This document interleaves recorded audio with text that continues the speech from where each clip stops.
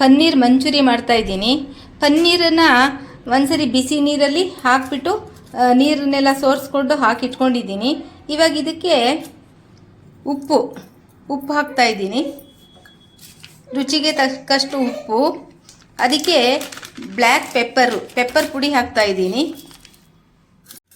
ಇವಾಗ ಇದನ್ನು ಎರಡನ್ನು ಮಿಕ್ಸ್ ಮಾಡ್ತೀನಿ.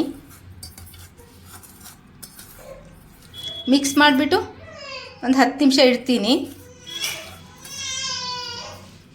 ಅಕ್ಕಿ ಹಿಟ್ಟನ್ನು 1 ಸ್ಪೂನನ್ನು ನೀರಲ್ಲಿ ಕಲಸಿಟ್ಕೊಂಡಿದ್ದೀನಿ. 2 ಸ್ಪೂನ್ ಎಣ್ಣೆ ಹಾಕೋಬೇಕು.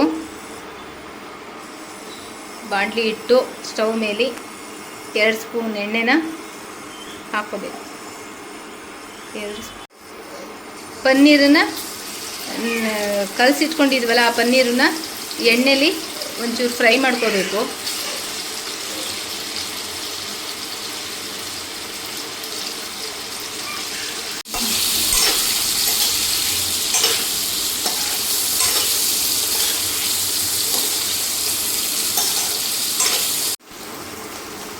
ಈ ಥರ ಸ್ವಲ್ಪ ಫ್ರೈ ಮಾಡ್ಕೋಬೇಕು.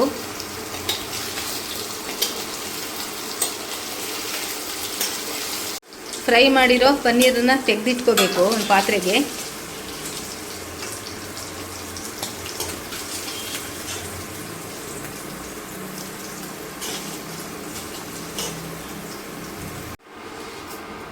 ಎಳ್ಳು 1 ಸ್ಪೂನಷ್ಟು ಎಳ್ಳು ಹಾಕ್ಕೋಬೇಕು.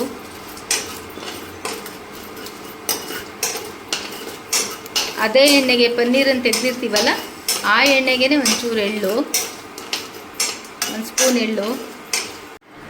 ಈರುಳ್ಳಿ ಕಾವು ಸಣ್ಣಗೆ ಹಚ್ಕೊಂಡಿದೆ, ಅದನ್ನು ಹಾಕ್ಕೋಬೇಕು.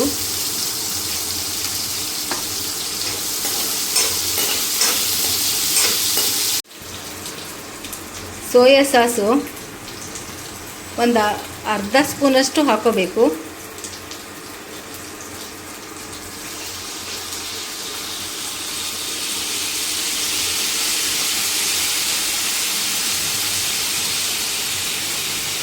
ಟೊಮೆಟೊ ಕೆಚಪ್ಪು ಅದನ್ನು ಅಷ್ಟೇ ಒಂದು ಅರ್ಧ ಸ್ಪೂನು.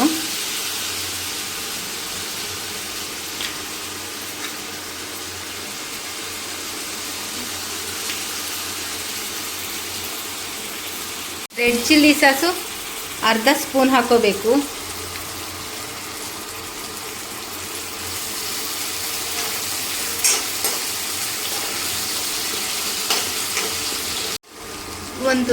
ಒಂಚೂರು ಬೆಲ್ಲ ಹಾಕೋಬೇಕು, 1/4 ಸ್ಪೂನು ಬೆಲ್ಲ, 2 ಸ್ಪೂನು ನೀರು ಹಾಕ್ಕೋಬೇಕು. ಅದಕ್ಕೆ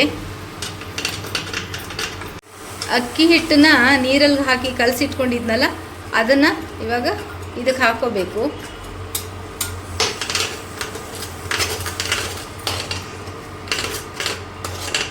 ಅಕ್ಕಿ ಹಿಟ್ಟದ್ದು ನೀರು ಯಾಕೆ ಹಾಕೊಳ್ಳೋದು ಅಂದರೆ ಕಲಸಿ ಸ್ವಲ್ಪ ಗಟ್ಟಿ ಬರಲಿ ಅಂತ ಹೇಳಿಬಿಟ್ಟು.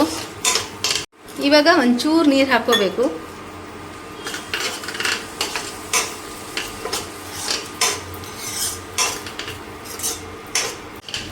ಇವಾಗ ಪನ್ನೀರನ್ನ ಎಣ್ಣೆಲಿ ಕರೆದಿಟ್ಕೊಂಡಿದ್ವಲ್ಲ, ಶಾಲು ಫ್ರೈ ಮಾಡಿ ಇಟ್ಕೊಂಡಿದ್ವಲ್ಲ, ಅದನ್ನು ಹಾಕ್ಕೋಬೇಕು. ಅದಕ್ಕೆ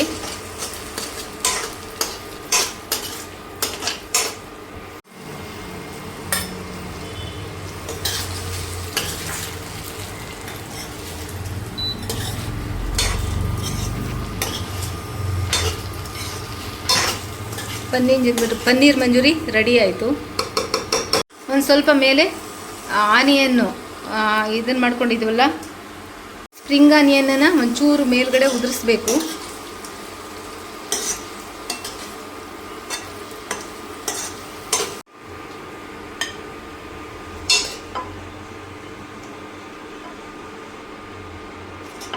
ಪನ್ನೀರ್ ಮಂಚೂರಿ ರೆಡಿ ಆಯಿತು.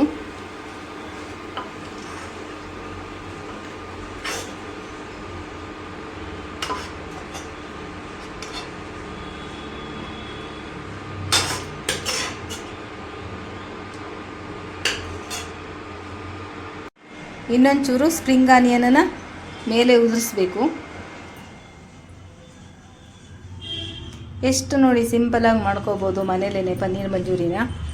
ಆರೋಗ್ಯಕ್ಕೆ ತುಂಬ ಒಳ್ಳೆಯದು.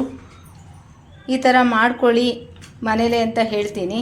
ನೀವು ಒಂದ್ಸರಿ ಮಾಡಿ ಹೇಗೆ ಬಂತು ಅಂತ ಕಮೆಂಟ್ ಬಾಕ್ಸಲ್ಲಿ ತಿಳಿಸಿ. ಸಬ್ಸ್ಕ್ರೈಬ್ ಮಾಡಿ, ಶೇರ್ ಮಾಡಿ, ಲೈಕ್ ಮಾಡಿ, ಬೆಲ್ ಬಟನ್ ಒತ್ತಿ. Thank you.